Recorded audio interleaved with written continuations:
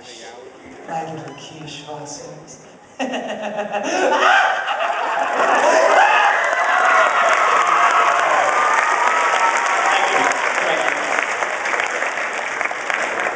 First of all, I'd like to say that you inspired me to pick up acting. After that performance? No, not just now. Like when I was 12 and I was at Helsing for the first time. Okay, good. What I asked you was in that vein that what is the hardest voice acting job you've ever, not voice acting that you've done, not voice-wise, but like on the acting side, pulling emotions, that sort of thing. In terms of, yeah, not technically with my voice, right, but rather actual acting. from an acting standpoint, which was the toughest. I think, well, it's odd. One of the toughest, but also the most rewarding was Wolf's Rain, and mostly because Mary Elizabeth, as the director, was really pushing everybody to get just amazing performances and really trying to work the subtext of each of the characters and all the lines. And I think it really shows in the work we did. So every time I came to do Wolf's Rain, it was like, you know, going to battle. Come on, let's do the best we can. The only other one that was also challenging, but in a very different way, was Scrapped Princess. Because I was directing the dub and I was playing one of the main characters. And that's really hard, and I don't advise it. And I would have avoided it, except that I was sort of perfect for Shannon in Scrapped Princess. And I asked the producers, I said, if I wasn't directing this, who would you cast as Shannon? And they said, well, you, Crispin. I said, well, then why don't we try to make it happen? But that's very hard, because then I have to do this sort of, you know, jumping in the booth, jumping out of the booth. It gets a little stressful. All right, thank you. Thank you for the inspiration. Thank you. She knows how to use a mic. She's like, give me that mic. Oh yeah. Oh, yeah. All right. I'm a big fan of Naruto, and I started watching Wolf's Rain, I don't know, like a few months ago, and I really like the character Sume too. And I also like the character Itachi from the Akatsuki. Yeah. I saw you play both. So I was going to ask you, if Sume and Itachi faced off, who do you think would win?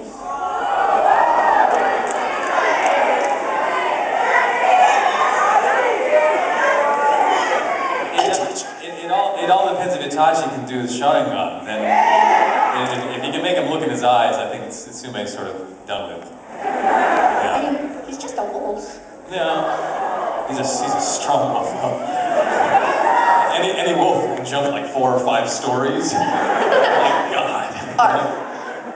And well, that's about it. Okay. Shh, that was easy. Hi. Hello, I'm Kristen from Maryland. Hi, Kristen from Maryland. And I'm a huge fan of Haji from Blood Plus and Self-Goddess from Slayers. Okay. And I've noticed that you usually are dubbing like a lot of vampire characters. You're Alucard, you're Haji. I believe you're in Black Blood Brothers too. I don't think so, no. It sounded so much like you that I meant to mistake with you. So, did that make you get instantly hooked onto the whole vampire thing? Like you started reading, watching all the vampire movies and stuff, and read the books or whatever?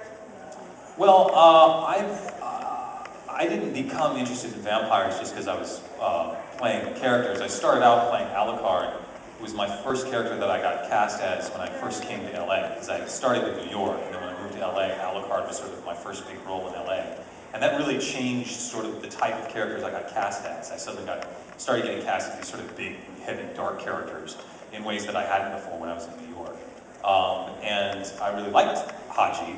I've always been interested, my interest in vampires would just be from my general interest in mythology. I'm a mythology scholar, and I give presentations on anime and mythological storytelling and animation and archetypal hero journeys. So I'm always fascinated by any sort of folklore or archetype like vampire that is interesting. And I used to have there's a cool company called Voyager that used to make these educational CD-ROMs, and they had one about vampires, and they had the old black and white film Nosferatu. They had Murnau's Nosferatu on it, and then they had this vampire scholar, basically, who would sort of be the running commentary on it. And they had this really great history where they talked about Vlad the Impaler and everything historically, and all the stuff he was doing in the Carpathians and crazy stuff. So, I mean, I find that interesting historically and mythologically, but I was into that before I got cast as Alucard. Thank you. Thank you for coming to Otakon. Thanks for having me. You're like a butterfly, I can't fly. Oh, thank you. You're welcome. Oh, perfect. All right. I feel like way out of my league here. I've really seen very little anime. Kind of come at this more from the theater thing, and I would so love to pick your brain about Shakespeare, but I'm not going to do that. I'm directing a play in the fall. I can help. No. Richard II, actually. Oh my God. I know, it's going to be crazy. History? Yeah, looks like a tragedy, but Yeah. anyway, I've only seen you in Last Exile, and Alex Rowe is like one of my favorite characters of all time. Yeah, totally. What I think was interesting about Alex Rowe is that it really brings out to me that, you know, acting a character, obviously, in theater, it's a very physical thing. There's a physicality of the character that exists already in an anime because, like, they're already going to be doing physically what they're doing, you know, before the voicing comes in. So I just wanted to know, has that ever been a difficulty for you? Like when you see the script versus what you see on the screen, has that ever been like, gee, I didn't realize they would be doing that physically, and has that like changed any of the voicing that you've done for a character in situations like that? I never see the script before I see it on screen. That's the thing about voice acting, is that it's sort of like instant acting, just sort of add water and stir. No, I mean, because if I get a chance, I try to watch the show before I go to do it, but that's very rare in voice acting, and certainly you can't do that with domestic animation. You know, you don't get to watch the entire episode of SpongeBob before you go record it, you know? The advantage with anime sometimes is that you can get it ahead of time to watch it, but you never get the script, and that's the big difference between theatrical acting and voice acting, is as a theater actor, you study your script, you figure out what the character's all about. You don't get any of that in voice acting. It's called just jump in there and do it. But yeah, I mean, when I watch, mostly what I do now when I'm watching those shows, I look at a show like Last Exile, and I'm basically trying to break it down to archetypes as quickly as I can. So that I looked at Alex Rowe and I said, oh, he's Captain Harlock. You know? For those of you who know, it's like, who's Captain Harlock? I'm showing my age. But you know, Captain Harlock was a hero from my childhood.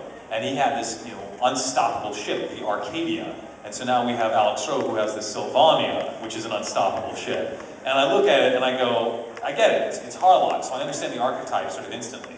And then I try to figure out, well, what's Alex's deal? And I watched about the first 6 episodes and I said, then it's about a girl.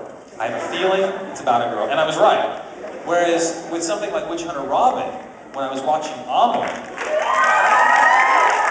I watched like the first 5 or 6 episodes of Amon, and I was like, what is his damage? Like, I couldn't figure out what his thing was. So I kept watching, you know, 15 episodes in. I still don't know what his issue is. And this is the night before we have to record the first episode, right? I am up until 4 in the morning, and it isn't until the second to last episode I finally figure out what his issue is. And I'm like, oh, now I get it. Now I can finally play this character. But that is very, very rare. And if you ask any other voice actor, they don't get that kind of information before they go in. Nice, thanks. You bet.